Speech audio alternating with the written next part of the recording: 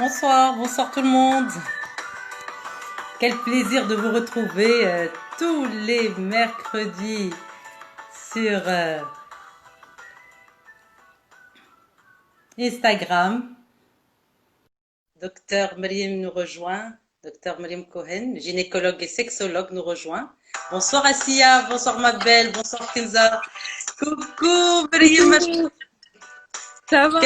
Quel plaisir, c'est toujours un plaisir de te Partagé. revoir et d'être avec toi le mercredi. On commence à attendre le mercredi. Exactement, exactement. Notre musique, la musique du mercredi. Effectivement, ça me fait vraiment plaisir. Bonsoir tout le monde. Bonsoir tout le monde. Merci beaucoup pour votre fidélité. Bonsoir Sihem, bonsoir tout le monde. Merci pour votre fidélité. Bonsoir Zinaba, bonsoir Kautal. Alors, je tiens à vous remercier. Oui, Kenza, merci beaucoup. Super duo, bonheur. Merci. Bonsoir Selma, bonsoir ma belle. Merci beaucoup. Alors, je tiens à vous remercier pour votre fidélité, pour vos messages qui font chaud au cœur. Je tiens à remercier notre partenaire Hydralin, l'expert de l'hygiène intime et partenaire de ce magnifique projet dédié au bien-être du couple.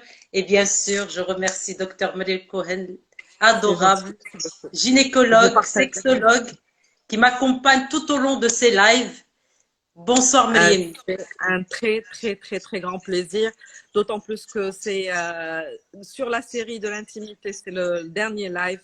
C'est au cœur de l'intimité, c'est au cœur du couple et dans la partie la plus enclavée du couple. Donc, je suis extrêmement contente de partager le live avec vous. J'ai beaucoup de choses à dire. Et je pense que même les personnes qui nous rejoignent ont beaucoup de choses à partager avec nous. J'espère qu'on va pouvoir leur apporter quelque chose de positif et qu'on va répondre à plein de questions. Très parfait. Et tu sais qu'aujourd'hui, c'est ton domaine. Comme Oui. sexologue, nous allons parler de la sexualité dans la forme, dans le fond. Et nous sommes le fruit de la sexualité. Ah oui, c'est clair, c'est clair.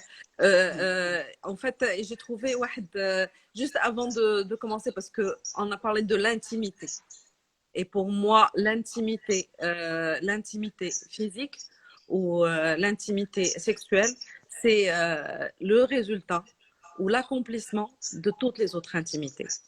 Que nous avons vu les semaines d'avant.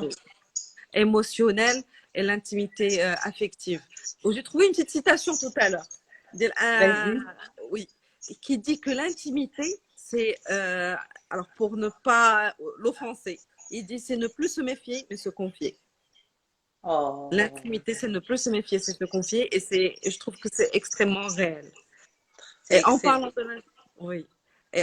de l'intimité physique, je pense qu'il faut préciser qu'au-delà de la pulsion de la reproduction, parce qu'effectivement, on est le fruit de cette intimité-là, l'intimité physique, c'est un rapprochement, c'est un partage, c'est un accomplissement de les intimités dont on a parlé, c'est surtout un apprentissage.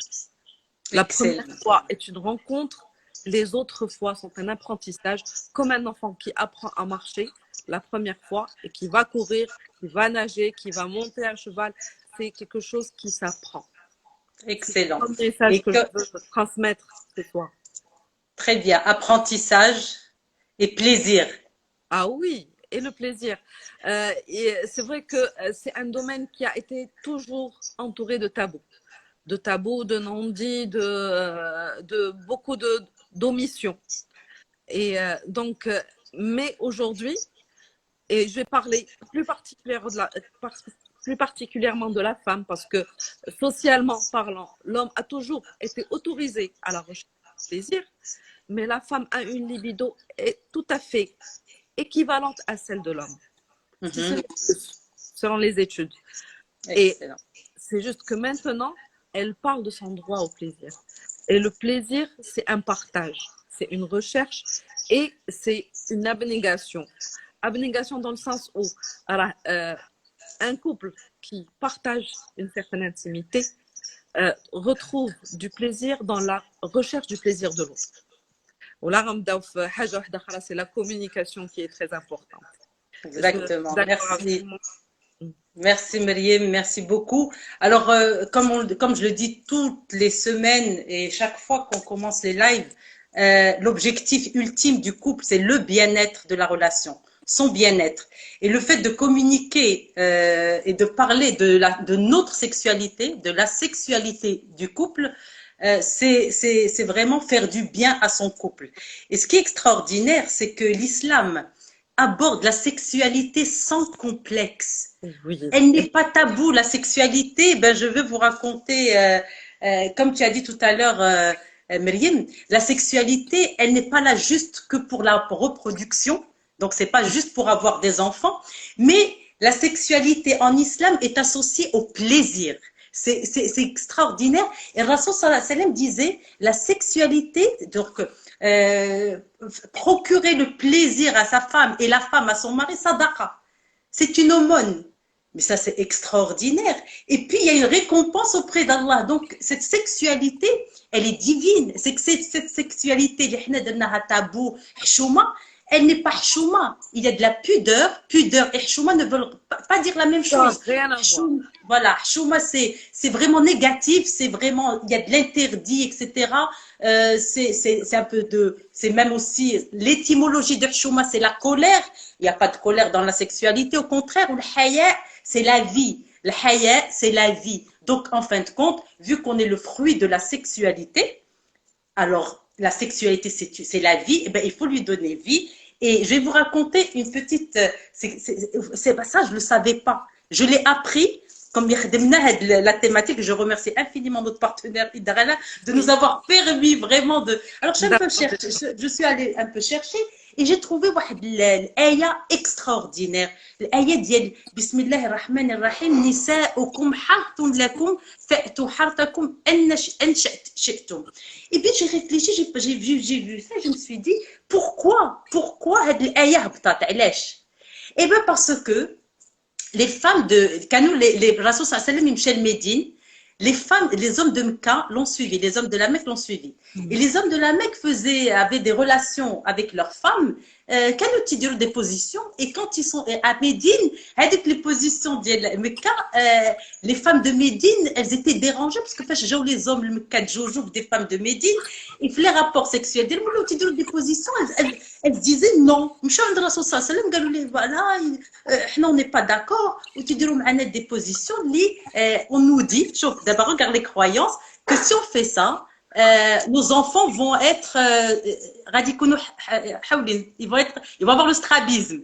Donc déjà et c'est là où et c'est là où on leur dit alors faites ce que vous voulez, c'est-à-dire en dehors, il y a des limites dans la sexualité et je vais en parler, des interdictions, à savoir pendant les règles, donc on ne prend pas sa femme les règles, ou la fèche tête fissa, interdiction de la sodomie, nécessité, et puis il y a aussi, il faut dire avec la rencontre des corps et des âmes, donc c'est sacré la sexualité, et puis les préliminaires qui sont importantes. Rasul sallam a demandé aux hommes, ils diront les préliminaires parce que la femme et l'homme ne fonctionnent pas de la même manière. L'homme, lui, il va directement, la femme, elle a besoin, elle a vraiment besoin, donc les préliminaires sont... Mais ça, c'est beau. Allah subhanahu qui nous a créés, il nous a créés pour aimer la sexualité, pour vraiment cette belle rencontre des corps et des âmes. Et on apprend ensemble et on recherche du plaisir ensemble. Et je te laisse la parole pour parler de ça, puisque on va parler d'apprentissage. Oui, tout à fait. Tout à fait. Et juste pour dire entre parenthèses, je suis en train de lire les différentes questions. Je vais y revenir juste après. Il y a certains messages que j'ai envie de transmettre. C'est que d'abord, je vais parler de la différence entre le plaisir et l'orgasme. L'orgasme est l'expression physique du plaisir. Mais le plaisir est tout ce qui est tout ce qui est en rapport avec cette intimité physique. Ça veut dire les préliminaires, ce qui se passe pendant, ce qui se passe après, tout ce qui se passe entre chaque rapport ou chaque rapprochement physique, Donc, je veux expliquer aux gens que le plaisir n'est pas ressenti uniquement pendant les quelques secondes où il y a une expression physique réelle qui est technique et mécanique. C'est tout ce qui se passe dans la perception, tout ce qui est olfactif, sensoriel, mental, tout ce qui se passe pendant le rapport et qui a pour objectif en fait de rapprocher les âmes avant les corps.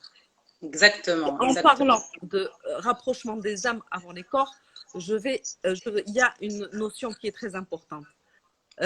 Il faut oublier tout ce qui est normes physiques et esthétiques. Ça veut dire que les canons de beauté. Les canons de beauté. On est beau que si on pèse tel poids ou qu'on a tel cheveu. Non, la beauté, elle est émotionnelle avant d'être physique. Elle est ressentie avant d'être vue. C'est clair qu'on a parlé de l'intimité esthétique qui est extrêmement importante.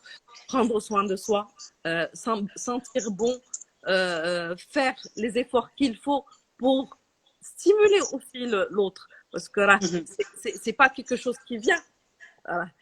Il y a un comportement qui fait qu'on augmente le désir de l'autre et vice-versa. L'intimité esthétique, l'intimité émotionnelle, tout ce qui se dit, tout ce qui s'entend, tout ce qui l'ambiance et le reste, ça d'un côté, mais de l'autre, il y a tout ce qui est émotionnel. Et ça n'a rien à voir ni avec le poids, ni avec la taille, ni avec le visage. C'est du ressenti. Donc, ce que je veux expliquer, les couples se rencontrent, se séduisent, mais la qualité de leur vie sexuelle n'est que le fruit de leur intimité globalement. Donc, ils doivent travailler sur tous les panneaux. Mais qu'il y ait un seul panneau. C'est pas un mode d'emploi. On va le lire quelque part et on va ressembler aux autres. Qui se passe dans l'enclave, moi je pourrais même dire le conclave de la chambre à coucher, appartient à deux personnes et ça ne peut ressembler à aucun autre couple. Exactement. Chaque sexualité est unique. Chaque couple a une sexualité unique, personnelle, et ils doivent être créatifs, puisque comme je l'ai dit tout à l'heure, on peut tout faire. Il y a des interdits, il y en a pas beaucoup. Et après, Allah subhanahu wa ta'ala, faites ce que vous voulez, à part, il y a peu d'interdits.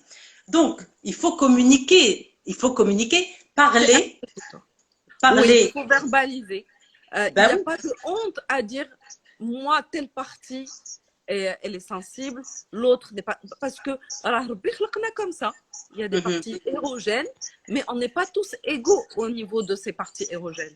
Exactement. Donc, il n'y a pas de mal à expliquer à l'autre, la partie, elle est plus sensible, l'autre, elle est moins sensible. J'aime ça, je n'aime pas ça, ça s'apprend.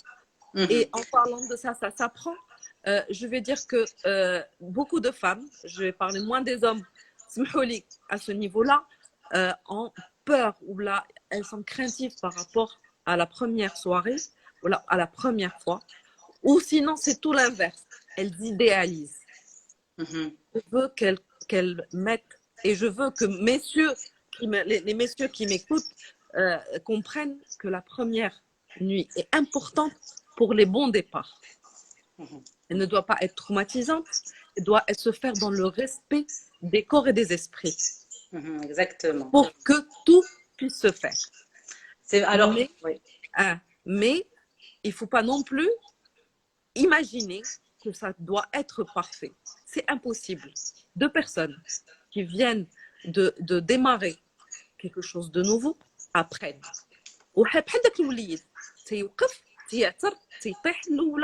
ويطيح الثاني ما لو بلوز امبورطون ماشي هي العثره الاولى بلوز سي كو غيرجع راجل وغيبدا يركب الخيل سي سا سي كو ça évolue c'est un apprentissage.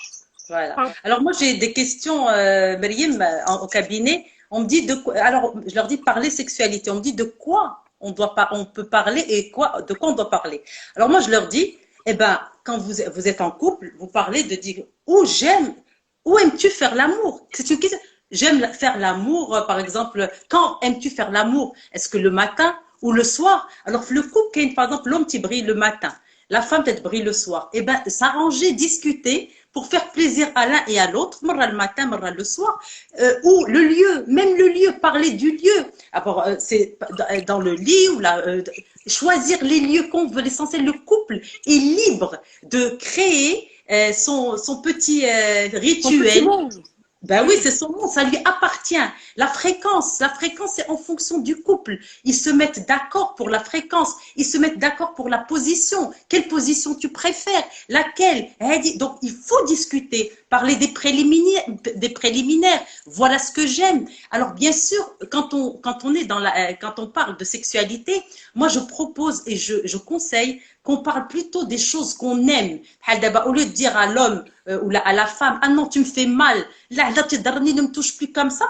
Non, dire au moment où il te touche là où tu aimes, où là il fait quelque chose, où là elle fait quelque chose que tu aimes, dire ouais, j'aime beaucoup, merci, ça me fait du bien. Et on apprend, l'apprentissage dont tu as parlé, on apprend au jour, chaque fois, on bien apprend, on sûr. rajoute, on est créatif.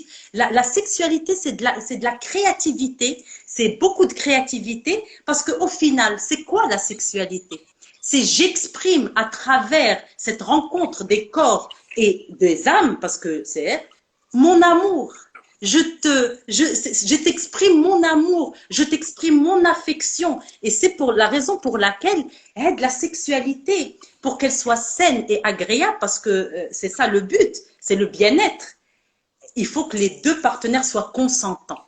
C'est-à-dire que quand il y en a un qui n'est pas OK et que l'autre lui impose, on n'impose pas dans la sexualité, on propose, on discute et on arrive à un consensus. Voilà ce que j'aime, voilà ce qui me fait bien, qui fait du bien. Donc, il n'y a pas de celui qui mêle bon, pas qui mêle le jeu, mais quelqu'un qui subit et l'autre qui, c'est du Ah mal, non. tu vois, Et en donc, plus, c'est ça le truc, c'est que peut-être de l'intervention, c'est pour parler de ça. C'est que mhm, subir fait qu'on démissionne. Et mhm, démissionner, bah, malade, fait qu'on voit des séparations qui sont juste le fruit de la non-communication. Des gens exactement. qui partent juste parce qu'elles n'ont pas parlé. Alors que Mhm, c'est un sujet pour moi et qui est exactement comme les autres. On, exactement. Et là, on peut parler de problèmes financiers, on peut parler de problèmes sociaux, on peut parler de l'éducation des enfants, on peut parler mhm, aussi de la sexualité. mhm, Et je veux aussi parler de la sexualité, selon les phases du couple, elle diffère, elle évolue. On n'a ni la même fréquence, ni la même qualité, mais on peut être meilleur, exactement. différemment meilleur. C'est Voilà. clair qu'une femme, euh, euh, les premiers moments, ou le couple, les premiers moments de la rencontre, c'est un genre. Le premier bébé, c'est différent. Pendant la grossesse, c'est différent. Quand on dépasse un certain cap de l'âge, alors je ne vais pas dire les personnes âgées parce que pour moi, il n'y a pas d'âge. Mhm, C'est juste que c'est des phases physiques différentes et chaque phase a son charme. Et en exactement. fait, C'est-à-dire, c'est une cueillette d'elle, ce qu'on a fait depuis le début. exact. C'est ce que la sexualité n'est pas figée, comme tu dis, elle n'est pas figée. Il faut que le couple comprenne qu'il y a des phases, comme tu as dit, Maryam, il y a des phases dans la vie du couple, dans le cheminement sexuel du couple. La rencontre, quand on se marie, la sexualité n'est pas pareille. Quand on attend un bébé, c'est pas pareil. Quand on a un bébé, ce n'est pas pareil. Quand on est malade, ce n'est pas pareil. Quand on est fatigué, ce n'est pas pareil. Quand on prend de l'âge, ce n'est pas pareil. Quand on est malade, donc, ce qui veut dire que le couple doit comprendre que le partenaire ne peut pas être performant. On n'est pas dans la performance, il faut être toujours au top de sa sexualité. Non, c'est chaque phase, il faut accepter les phases et les aléas de la vie, parce que donc, mais si se décourager ou se dire ouais, moi c'est fini, notre sexualité est fichue. Non, non, non, non. Ah La non. sexualité, ça se travaille, on discute ensemble. Et puis, il y a aussi autre chose, Myriam, on en a parlé tout à l'heure, s'aimer. Quand tu t'aimes, tu donnes envie d'être aimé. Bien Donc, sûr. aimer son corps, C'est une étape très importante. très importante. S'aimer, Exactement. s'accepter, se voir belle, se voir. En fait, toutes les créatures de Dieu sont belles. D'accord. Mhm. Désolée, ce soir, je parle peut-être un peu plus féminin, mais je Oui. parle au couple. Je parle aux messieurs aussi. حيت كاين بزاف ديال la sadification à ce niveau-là et dans ce domaine-là de زوينه والخايبه والقصيره والطويله والغليظه وهذا. Pour moi, et je pense que je ne suis pas la seule, et pas uniquement parce que je suis gynécologue, il n'y a pas une seule femme qui est moche. Toutes les femmes sont belles. ربي أعطي واحد la beauté particulière à toutes les femmes sans aucune exception. اللي ما Exactement. عرفتهاش في les normes carrées, c'est différent. Moi, je Alors les moi, vois. ouais. Moi je me dis l'astuce et vraiment c'est s'aimer parce que c'est incroyable quand on travaille sur l'amour de soi. Et j'ai fait une conférence dimanche, donc elle est sur Facebook, donc sur ma page Maria Bichra, où je parle de l'amour. C'est quoi l'amour de soi? Parce que quand tu t'aimes, tu donnes envie d'être aimé. Donc ce n'est pas une question de poids, de cheveux longs, de ceci. Non, non, c'est une aura, c'est une énergie que je dégage et donc je suis bien et ben, quand je suis bien, j'attire mon partenaire. Donc au lieu de se focaliser sur mon ventre, j'ai du ventre, j'ai grossi, j'ai maigri, j'ai ceci, j'ai cela, focalisons-nous sur Sur les notre amour sensations de soi. Ça, qu'on c'est communique, très effectivement. important. Et c'est ça qui fait que ça donne envie d'être aimé. L'autre, il nous apprécie comme on est parce qu'on dégage cette énergie d'amour pour nous. Alors, on peut, Excuse-moi, Maria, il y a des questions. Il y a une question qui dit, sur la existe-t-il des ménopause. corps non, Mazal, existe-t-il des corps incompatibles? Si oui, faut-il penser à changer de partenaire? Moi, personnellement, je pense qu'il existe des âmes incompatibles. Des âmes. Pas des corps, des âmes. Voilà. Ça veut dire que quand un couple n'arrive pas à l'intimité émotionnelle, physique et intellectuelle aussi, c'est clair que c'est pas au niveau physique que ça va s'améliorer. C'est pas une histoire de c'est comment on s'entend déjà en tant que deux personnes pour s'entendre dans une intimité un peu plus profonde. Donc pour moi, c'est pas les corps qui sont compatibles, c'est les âmes qui peuvent Alors, il y a l'être. une question sur la ménopause. Alors, la sexualité Oui. et la ménopause, moi, je vais donner mon avis et Myriam, après, tu donneras ton avis en tant que sexologue et docteur. Moi, je me dis, quand on est à la ménopause, ça veut dire qu'on est devenu expert de la sexualité. Avec toutes ces années de relations, on a appris à connaître son corps, le corps de son partenaire, l'âme de son partenaire. Et donc, moi, je trouve que c'est bon, on devient expert. Donc, on devient vraiment, c'est beau. Plus on prend de l'âge, plus notre sexualité, elle devient belle, elle devient. Donc, ce n'est pas une question. Pour moi, la ménopause, c'est juste c'est une pause pour se reposer, pour se relaxer. Donc, quand on est relaxé et reposé, eh ben, on est prêt on est moins stressé, donc on est plus apte à avoir un rapport sexuel. Moi, je sais que les femmes ménopausées, elles ont des hormones presque masculines et donc elles ont envie, elles ont un besoin, donc il faut pas se brimer. Et il y a des croyances aussi. Moi, je sais pas ce que tu en penses. Tu es sexologue et Alors gynécologue. voilà, je vais être un peu plus technique. Oui. Au moment de la ménopause, la femme, elle vit le changement comme au niveau du passage à l'adolescence. Le bloc, une deuxième phase sur le plan hormonal qui est la ménopause. La ménopause, il y a une chute libre des hormones. Donc, sur le plan technique, c'est vrai qu'on peut avoir une petite baisse, je dis bien une petite baisse de libido et une sécheresse vaginale qui peut rendre les rapports intimes techniquement plus difficiles. Mais moi, je pense qu'on est en 2020. et que déjà la femme n'est au summum de son épanouissement qu'à partir de 40 ans. Exactement. Ça, c'est des petits problèmes techniques actuellement qui peuvent être résolus à 100%. Et la femme peut s'épanouir tant qu'elle a une bonne santé et que son partenaire est en bonne santé, s'épanouir sexuellement, tout en sachant que la sexualité a plusieurs formes. Elle n'est pas du tout figée dans le sens, c'est l'acte qui s'accomplit obligatoirement et qui se finit par un orgasme ou par la fin définie depuis toujours. Les gens à 70 ans peuvent encore ressentir du plaisir dans les bras l'un de l'autre, différemment, mais c'est toujours là. Exactement. À 60 ans, je dirais qu'ils ont l'expérience des années d'avant. Au contraire, chaque phase a son charme et la médecine, elle est là pour aider les gens à bien vivre toutes les phases.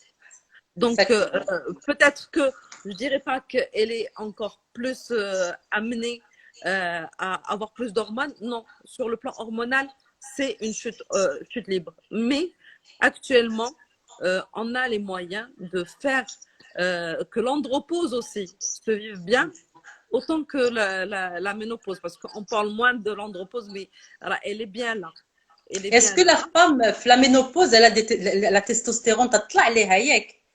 En fait, c'est l'œstrogène qui تهبط et la progestérone aussi. Progestérone. Et donc, l'œstrogène est l'hormone de la féminité. Très, très bien. Cette hormone de la féminité qui fait que la poitrine, elle est plus ferme, on va dire que la peau est bien hydratée, qu'il y a une bonne lubrification au niveau vaginal, mais il y a plein de vitamines, d'oligo-éléments. On utilise maintenant de l'acide hyaluronique en ovule pour avoir une bonne lubrification, pour avoir une peau bien hydratée. Il y a plus de, il y a plus de limite à ce niveau. Et le plaisir peut être ressenti quel que soit l'âge. Maria, il y a la question qui revient. Vas-y, vas-y. Que disent les religieux lorsqu'ils te font croire que la femme n'a pas le droit de refuser, des croyances qui ont conditionné les femmes musulmanes? Je suis désolée. Je vais donner mon avis. Bien sûr. Personnellement, moi, je ne pense pas que la religion n'a jamais dit ça. La religion, elle respecte l'homme autant que la femme. Dans le mariage, dans l'acte sexuel, c'est pas que elle force la femme ou elle ne lui donne pas le droit de se refuser, elle lui donne le droit de communiquer. Autant que l'homme. L'acte ou l'intimité physique est un partage. Et le partage doit venir de l'un et de l'autre. C'est clair que la pulsion, Allah subhanahu wa ta'ala, où le mariage est un cadre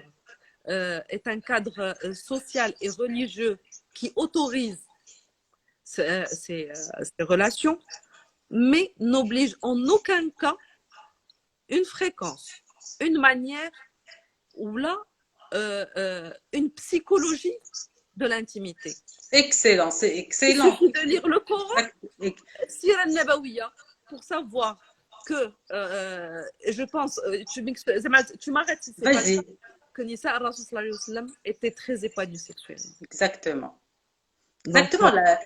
L'islam est venu libérer carrément. Moi, j'ai lu tout à l'heure l'ayah, mais c'est extraordinaire. Les femmes parlaient. Elles parlaient, elles communiquaient, comme la fois dernière quand on a parlé d'intimité esthétique. La femme qui est partie chez Omar ibn Khattab pour lui dire, moi, elle se plaint de son mari, je veux divorcer parce que mon mari, c'est vrai,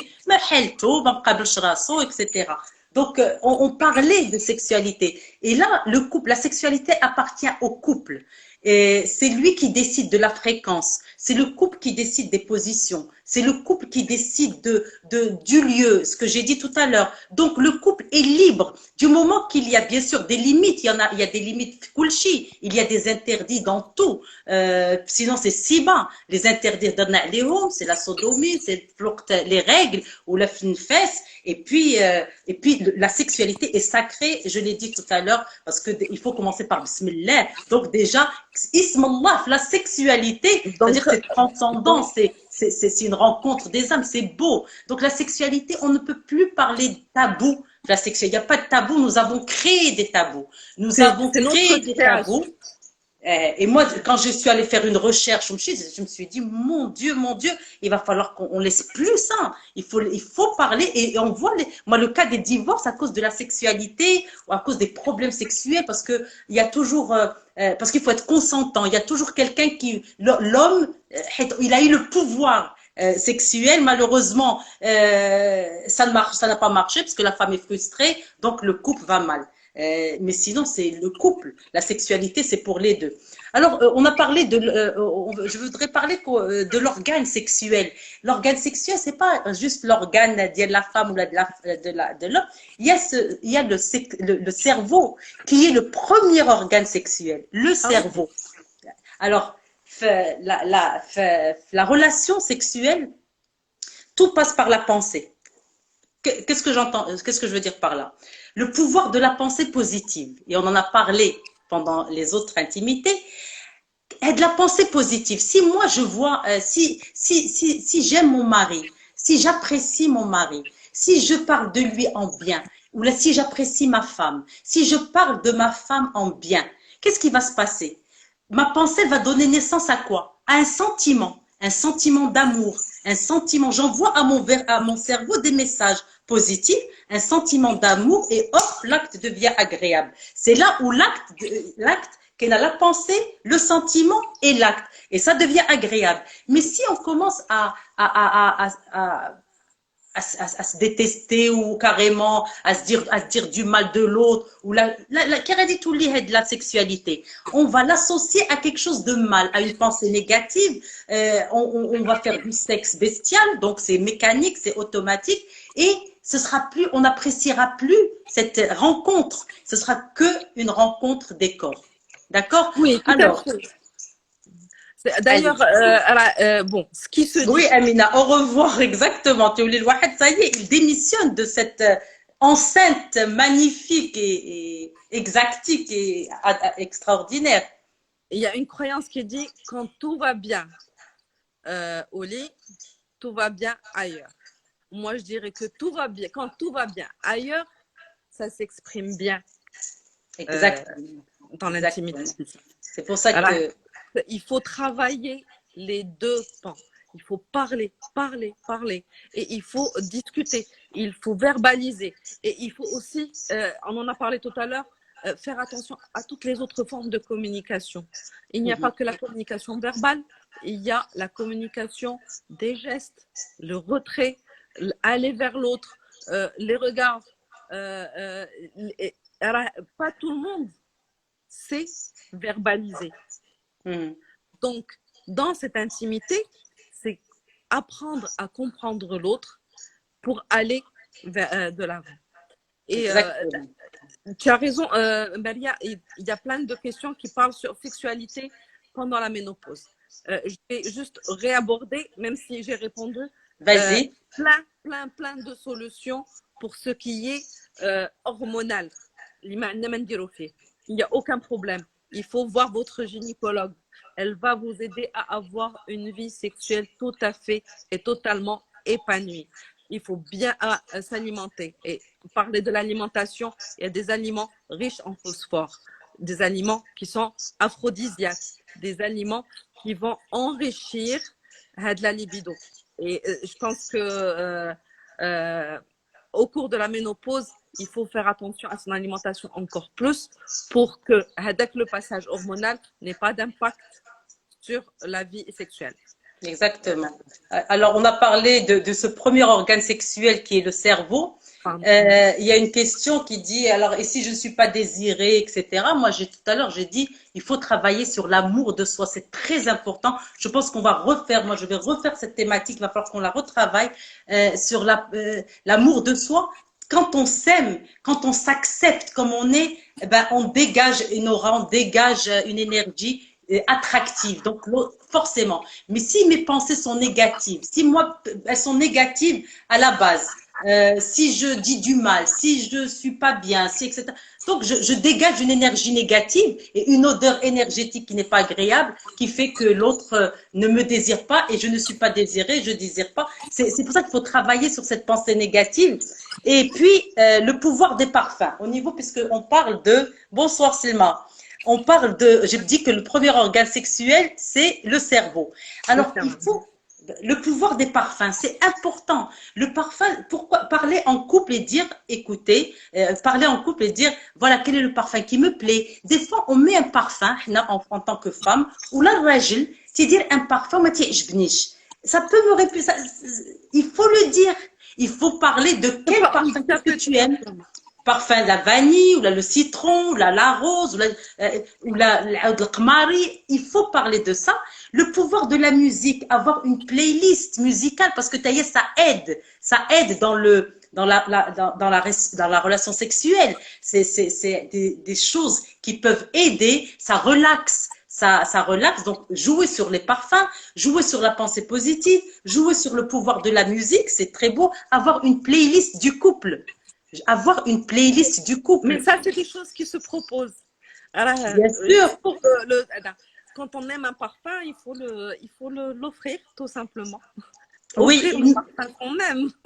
moi aussi je t'aime, Silma. Donc le pouvoir de la texture des draps, essayer de travailler sur mettre des draps qui sont soyeux, et puis de la lumière, en résumé de l'ambiance. Il faut créer, parler ensemble sur l'ambiance. Le chic, c'est que c'est pas quelque chose qui est juste féminin. C'est un aouillek, on est deux, le couple. Qu'est-ce qui te fait du bien? Quelle musique tu aimerais? Quelle odeur qu'on pourrait faire? Et puis être créatif. C'est de la créativité pour ne pas tomber dans la routine. Parce que dès qu'on tombe dans la routine, la sexualité devient routinière et puis on commence à espacer les fréquences. Où ça fait, on fait plus l'amour, la relation, elle n'est plus comme avant. Donc il faut être créatif, vraiment créatif.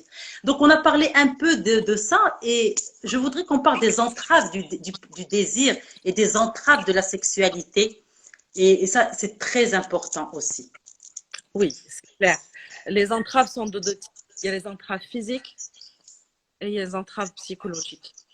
Les entraves physiques, pour débuter, et je pense que un tout petit point, et un autre message que je veux transmettre, c'est que dans la sexualité, ou là, dans le couple, il n'y a pas l'homme et la femme.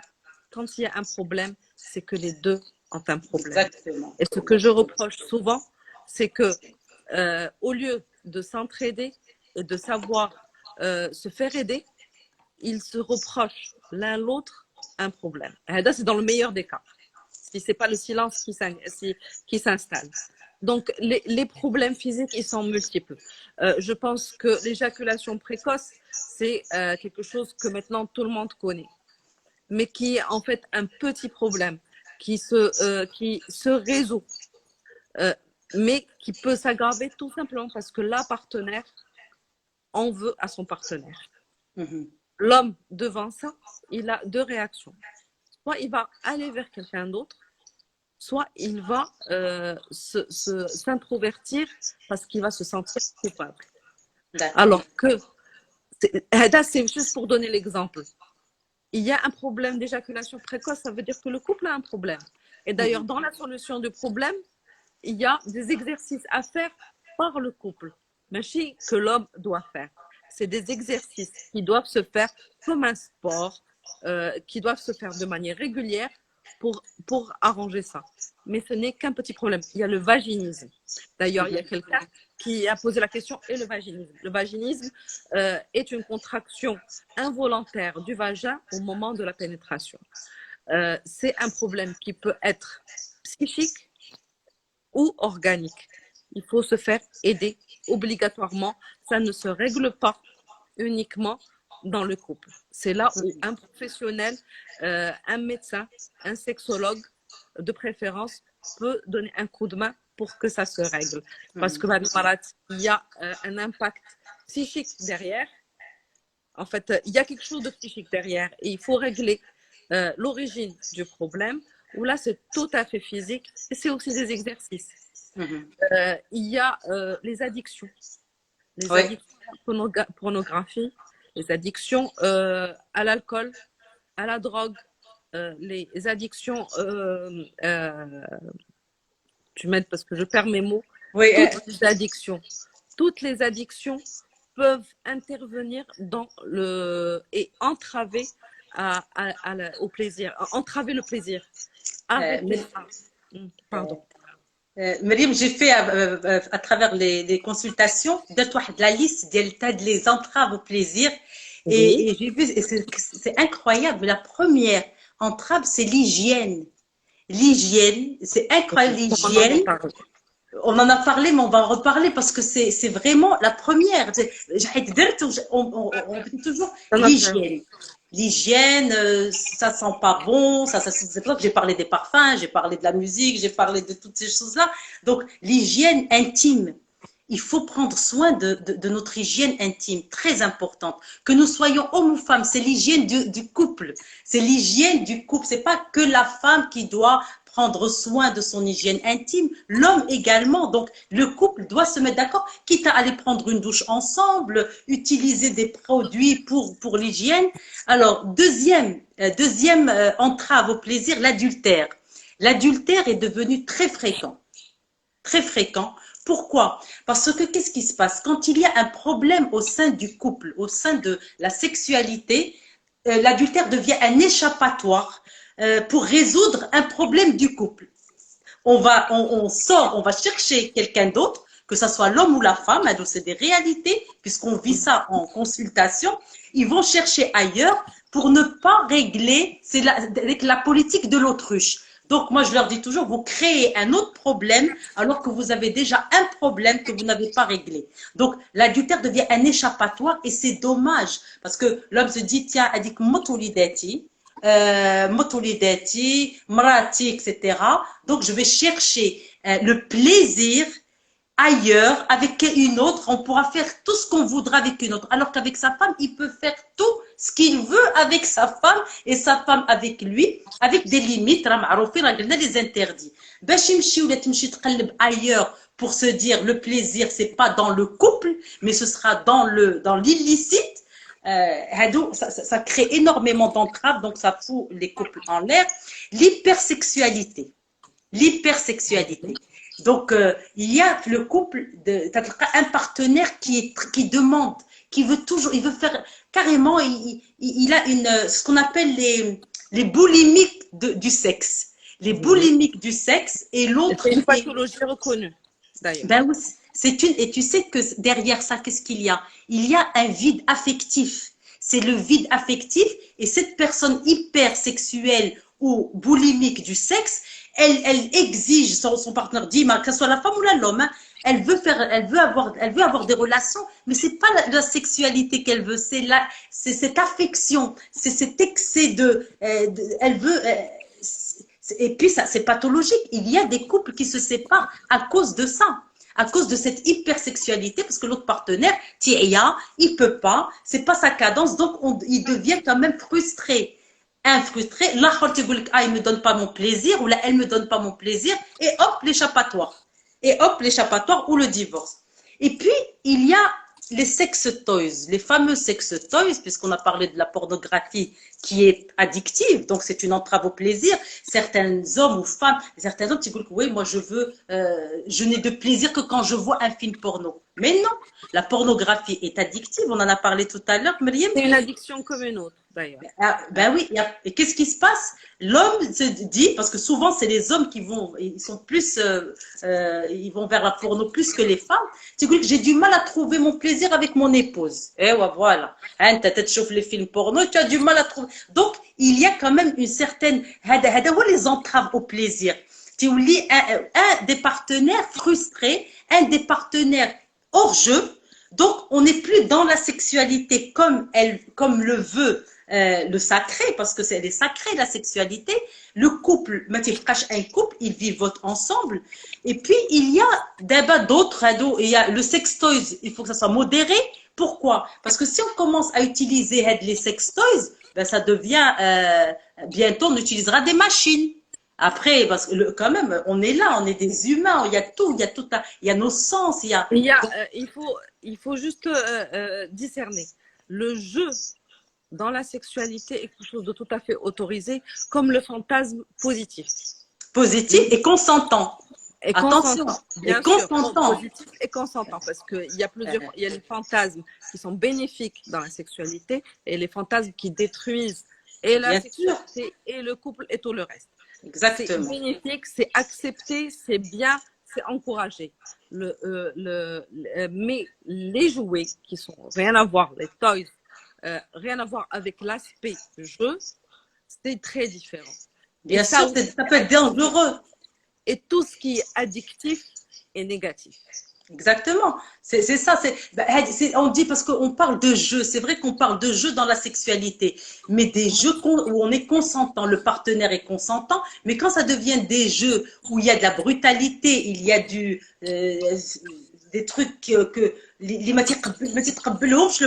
un des partenaires, on n'est plus dans une sexualité saine, on est dans une sexualité malsaine.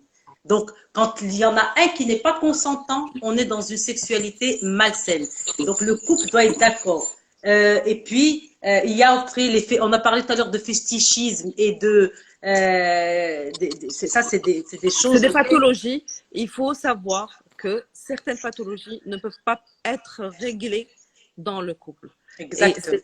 Il y a des choses qui se règlent, mais je dis bien qui se règlent. C'est comme n'importe quelle maladie ou n'importe quel dysfonctionnement. Il y a un médicament, il y a des prescriptions, il y a des professionnels qui peuvent aider les couples. Donc, il ne faut pas hésiter même si voilà, on parle de l'intime, de choses difficiles à faire sortir du couple. Mais il y a des professionnels qui ont le privilège d'intervenir dans cette intimité, dans ce rapprochement, et qui peuvent aider ces couples. Et il y a des problèmes qui se règlent, et je dirais que 99,9% des problèmes se règlent. Il ne faut pas hésiter à en parler. C'est très important. S'il y a le point, il ne faut pas hésiter à en parler, communiquer, en parler, s'adresser aux bonnes personnes pour régler ces problèmes. Marim, dans la réalité marocaine aujourd'hui, même si on a des couples qui sont très modernes, je vois, ça c'est un message que je voudrais passer aux hommes.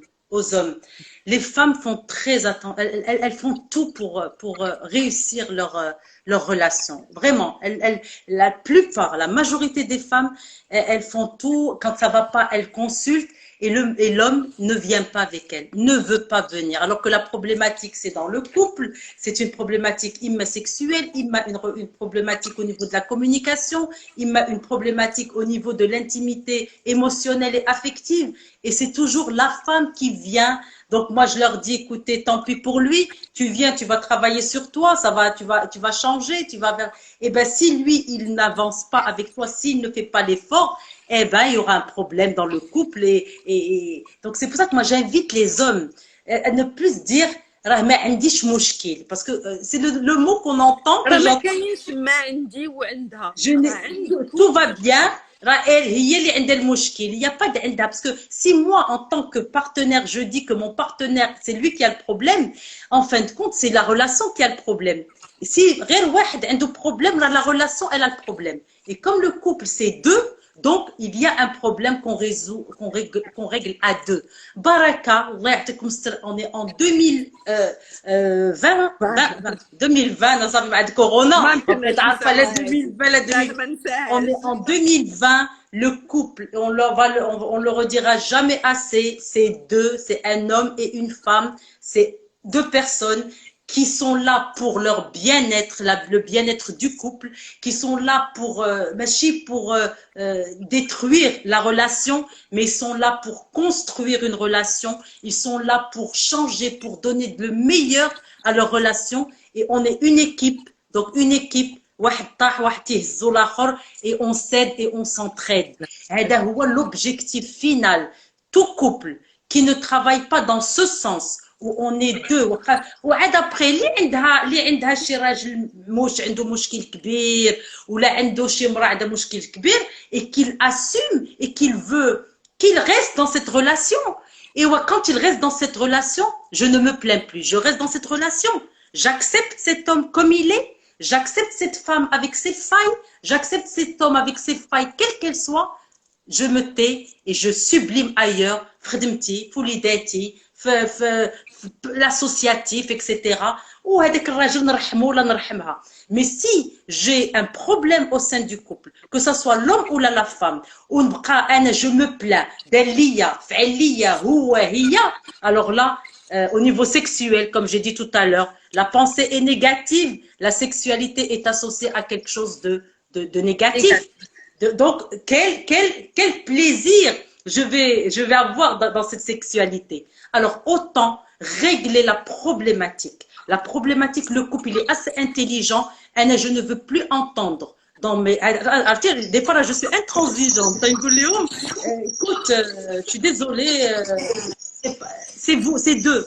Et moi, je pense qu'on doit sensibiliser par rapport à ça. Sensibiliser le couple, la responsabilité du couple. Après, quand ça va pas, ben, on peut pas rester dans une relation où c'est toxique, où on n'est pas à l'aise. Je te rassure, Amelia, je vais te dire que par rapport au début de ma carrière, qui n'est pas si vieille que ça, au débat, j'ai beaucoup plus de consultations de jeunes mariés qui viennent faire consulter juste avant les premiers rapports. Et j'ai beaucoup plus de consultations de couples qui sont demandeurs de solutions par rapport à leur sexualité. Alors, c'est plus comme avant.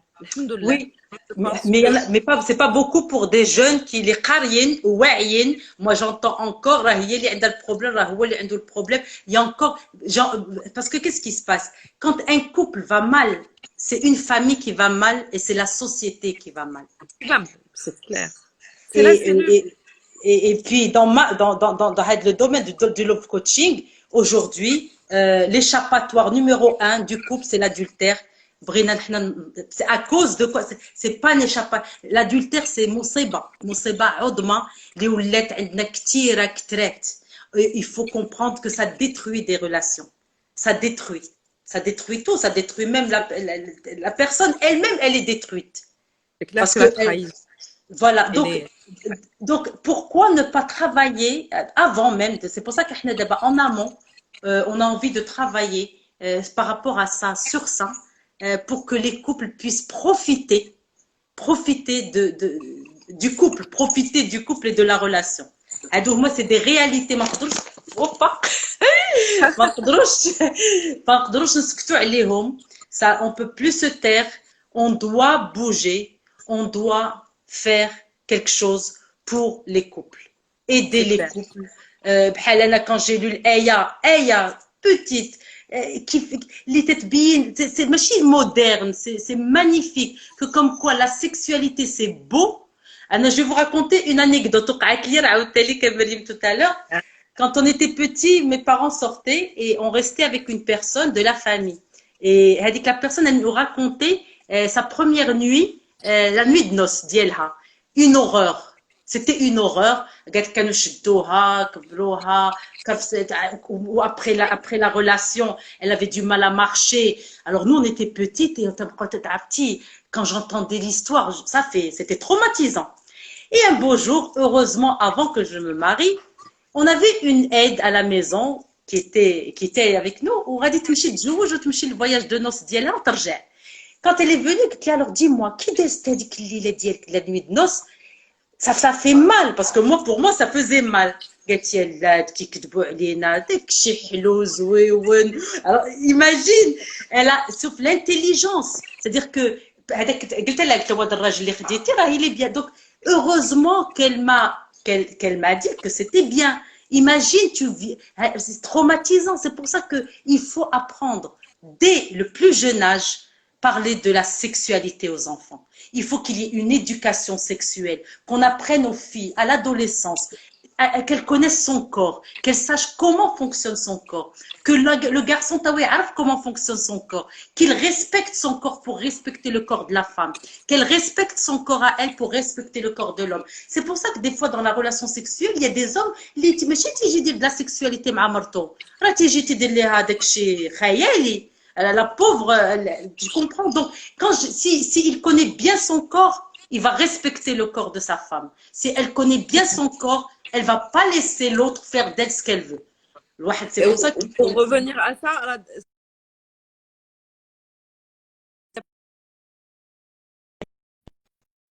les parents et les enfants à ce niveau, ça coupe. C'est bon. Oui. C'est bon. Alors, parce que on peut être dans une cellule familiale équilibrée où ça communique, mais où le sujet reste, on va dire, non dit. Si on n'arrive pas à parler de sexualité à nos enfants, il faut déléguer cette mission aux bonnes personnes. C'est comme les bonnes personnes. Ça aussi, c'est une forme de communication. L'essentiel, c'est de ne pas les laisser dans l'ignorance, les renvoyer vers les bonnes lectures, les renvoyer vers les bonnes sources, les renvoyer vers des gens porteurs de messages positifs, réels, objectifs et positifs, et les préparer à être des adultes de demain. Il y a des gens, il y a une personne ou la deux qui sont revenus sur la même question. Vas-y. Le prolapsus ou le relâchement vaginal. Ce sont deux pathologies complètement différentes, mais qui ont un impact direct sur la qualité du rapport sexuel. Alors, le laser est tout à fait autorisé, il est bien, il est efficace. Il y a même ce qu'on appelle reprise du vagin. Ça veut dire qu'on peut reprendre chirurgicalement pour resserrer, mais surtout, il faut avant tout ça, il faut se diriger vers la kinésithérapie, la kiné périnéale, qui peut avoir de très très bons résultats. Le sport, qui a un excellent impact sur le pelvis, c'est-à-dire sur le bassin et sur le relâchement vaginal. Et la personne qui a parlé du prolapsus, le prolapsus est une pathologie qui peut s'opérer. Il faut s'adresser à son gynécologue, aussi simplement que ça. Il y a des solutions à tout ça. Il ne faut pas avoir peur d'en parler. Exactement. Il nous reste 4 minutes. Ouais, c'est ça, il nous reste 4 minutes. Est-ce qu'il y a d'autres questions? En tous les cas, nous avons un exemple de livre pour enfants pour leur expliquer la chose. Alors, je ne pense pas qu'on est Zamakia. Il y a des livres qui parlent du corps humain. A dit, j'ai déjà lu ça, j'ai déjà vu ça. Il faut juste se diriger vers les librairies. Alors, je pense que Kane des livres qui parlent, mais si je suis sûre, parce que je les ai vus, qui parlent du corps humain, mais il y a des sites qui sont scientifiques, qui parlent de la sexualité dans les normes humaines et dans les normes émotionnelles et dans un cadre qui respecte les personnes. Excellent. Et puis, il y a des professionnels. Il y a des professionnels qui... Voilà. En tous les cas, c'était un réel plaisir, puisqu'il nous reste plus de temps. C'est un réel plaisir de passer avec vous ces 4 sessions. Ces 4 sessions sur l'intimité, l'intimité esthétique, l'intimité émotionnelle et affective, la communication dans l'intime et au cœur de l'intime, donc la sexualité.